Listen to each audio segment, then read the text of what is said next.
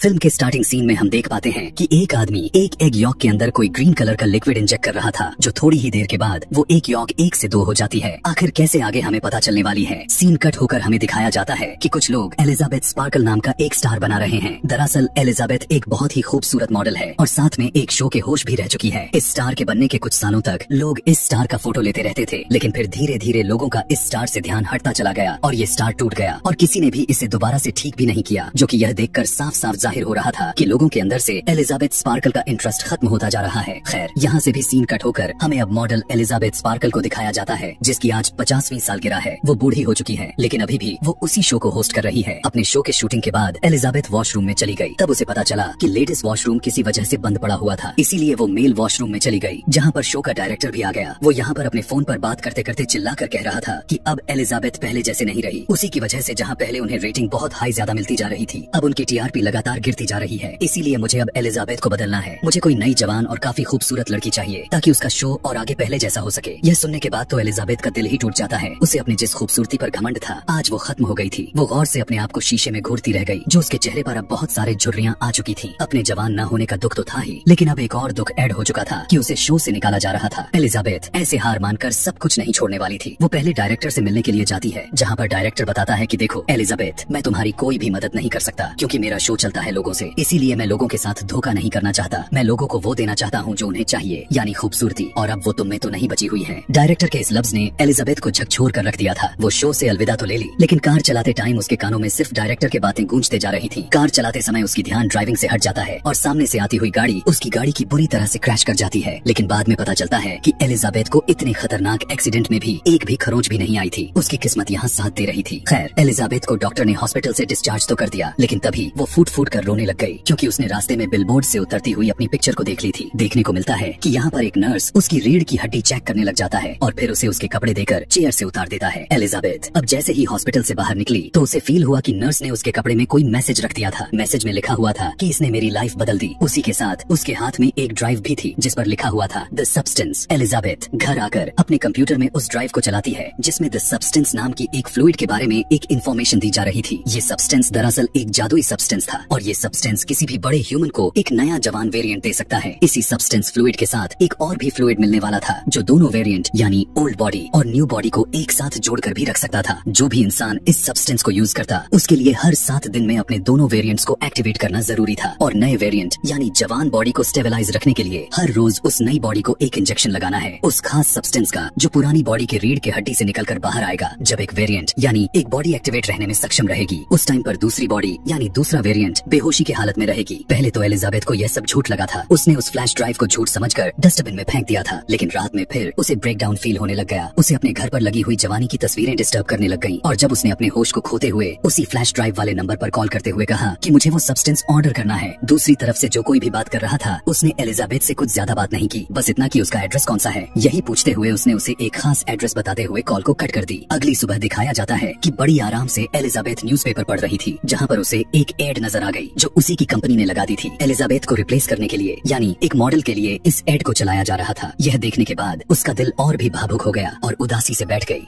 इसी न्यूज़पेपर के साथ उसने एक इनवेल्प भी उठाया हुआ था, जो दरअसल ब्लैक कलर में दिख रहा था। एलिजाबेथ जब उस इनवेल्प को खोलकर देखती है तो उसमें एक नंबर लिखा हुआ था। अब एलिजाबेथ उस आदमी के कॉल पर बताए गए सीक्रेट लोकेशन पर पहुंच जाती है, जो काफी अंदर की तरफ एक खुफिया जगह की तरह दिख रही थी। पता चला कि ये तो एक लॉकर रूम था। एलिजाबेथ को जो नंबर कार्ड को दिया गया था, जिसके जरिए वो इस जगह को एक्सेस करके अपना उसी नंबर का लॉकर को खोला, जहाँ पर एक बॉक्स था, जिसे लेकर वो अपने घर पर आ गई। घर आकर जब उसने उस बॉक्स को खोलकर देखती है तो उसे उसमें बहुत सी सारी चीजें निकली। सबसे पहले एक सीरम के साथ एक इंजेक्शन था, जिसे सिर्फ एक ही बार में इस्तेमाल करना था। उसके साथ भी एक स्टेबलाइजर किट भी था, जिसके जरिए यानी हर रोज नए वेरिएंट यानी जवान बॉडी को उन्हें स्टेबलाइज करके रखना था। और यह बात तो उस फ्लैश ड्राइव से पहले ही पता चल चुका है कि उस स्टेबलाइजर का फ्लूइड एलिजाबेथ के बॉडी के रीढ़ की हड्डी से निकलेगा। अब दोनों शरीर को चेंज करने के लिए एक खास तरह के किट दी गई थी और साथ में दोनों बॉडीज के लिए यानी जवान और बूढ़ी बॉडी के लिए खाना भी दिया गया था। एलिजाबेथ वॉशरूम में चली जाती है और काफी देर तक अपने बॉडी को देखती रह जाती है। उसे देखकर ऐसा लग रहा है कि एलिजाबेथ बस यही सब सोचते हुए हुए वो फैसला ना कर पा रही हो कि आखिर उसे ये करना भी चाहिए कि नहीं। फिर बहुत सोचने के बाद वो ग्रीन फ्लूइड अपने अंदर इंजेक्ट कर लेती है। इंजेक्शन लगाने के कुछ देर तक तो उसे कुछ नहीं हुआ था, लेकिन फिर कुछ टाइम के बाद उसे बहुत ही ज्यादा दर्द होने लग गया था। दर्द भी इतना दर्दनाक था कि उसकी आंखें फटने लग गईं। हमने उसकी आंखों में उसके आई बॉल्स को एक से डबल होते हुए देखा। फिर अगले ही सेकंड उसकी पीछे की शरीर फटने लग गई, जहाँ से एक नई जवान लड़की निकलकर बाहर आ गई। ये एलिजाबेथ का नया वेरिएंट था, एक नई जवान बॉडी जो पिछली यानी बूढ़ी बॉडी के अंदर से निकली थी। एलिजाबेथ के इस नए वेरिएंट ने अपने आप को शीशे में देखा और काफी देर तक तो उसे यकीन ही नहीं हो पा रहा था कि जो उसने यूज किया था वो काम कर गया। वो इतनी खूबसूरत और जवान हो गई कि जैसा उसने अपने सपने में भी नहीं सोचा था। काफी देर तक अपनी इस खूबसूरती को देखने के बाद अपने पुराने वेरिएंट यानी बूढ़ी बॉडी के कमर पर टांके लगा देती है, जिसे फाड़ते हुए वो बाहर निकली हुई थी। बाद में वो अपनी बूढ़ी बॉडी को जिंदा रखने के लिए एक फूड बैग उसके साथ अटैच कर देती है, जो कंपनी ने ही उसे दी हुई थी। आज पूरी रात उसने खूबसूरती को एंजॉय की। सुबह जब वो उठकर वॉशरूम गई तो उसके नाक से खून निकलने लग गया था। यह देखकर वो परेशान हो गई और उसे याद आया कि उसे तो एक एक्टिवेटेड किट भी दी गई थी और बताया गया था कि अपने नए वेरिएंट यानी अपने जवान बॉडी को एक्टिव रखने के लिए पुरानी बॉडी की रीढ़ की हड्डी से उस सब्सटेंस को निकालकर अपने अंदर इंजेक्ट करना है। इसीलिए वो अपने बूढ़ी बॉडी के रीढ़ के हड्डी से सब्सटेंस निकालने लग जाती है। इंजेक्शन को लगाने के बाद वो बिल्कुल नॉर्मल हो चुकी थी। इस नए वेरिएंट की खूबसूरती पहले से कई ज्यादा मात्रा में दौड़ रही थी, इसीलिए वो तैयारी के साथ उसी शो के ऑडिशन के लिए चल देती है जहाँ से उसे निकाल दिया गया था। वहाँ पर एलिजाबेथ के खूबसूरती को देखने के बाद तो सभी के होश ही उड़ गए थे और डायरेक्टर ने भी फौरन से एलिजाबेथ को एक्सेप्ट करते हुए सेलेक्ट कर लिया। यहाँ पर एलिजाबेथ ने अपना नाम शू बताया था। इंटरव्यू में सेलेक्ट हो जाने के बाद शू को याद आता है कि उसे तो हर हफ्ते अपने बॉडी को चेंज भी करनी है, जिसके लिए वो बहाना बनाती है कि मेरी मॉम काफी बीमार हो चुकी हैं और मुझे हर हफ्ते अपने गांव के लिए निकलना पड़ता है ताकि मैं अपनी मॉम का ख्याल रख सकूं। डायरेक्टर भी बिना कुछ सोचे समझे उसके हफ्ते में उसकी छुट्टी लेने वाली बात पर एग्री हो चुके थे और अब फाइनली शू को यह जॉब मिल चुकी थी और वो इस शो को पहले से ही ज्यादा एंजॉय कर पा रही थी जो उसे इस नई बॉडी से खूबसूरती मिली हुई थी। उसे शो ऑफ करके उसने बहुत ही जल्दी काफी ज्यादा फॉलोअर्स बना लिए थे और देखते ही देखते उसके बिलबोर्ड, उसके एड पूरे शहर में चलने लग गए थे और एलिजाबेथ की इस नई बॉडी में आए अब पूरे 6 दिन भी गुजर गए थे और 7वां दिन आ गया था, यानी बॉडी को शिफ्ट करने का दिन आ चुका था। अब एक हफ्ते के लिए एलिजाबेथ पुराना वाला वेरिएंट यानी बूढ़ी बॉडी एक्टिव रहने वाली थी। बॉडी शिफ्ट करने के बाद एलिजाबेथ अपनी नई बॉडी में फूड को अटैच कर देती है और फिर अपने ऑफिस यानी अपने शो पर चली जाती है, जहाँ पर डायरेक्टर उसे उसके पैसे देने के बदले उसे एक गिफ्ट देकर और उसे उसके काफी सारी बुराइयां करके अपने ऑफिस से निकाल देता है, जिसकी वजह से अपने घर आकर उसे काफी बुरा लग रहा था।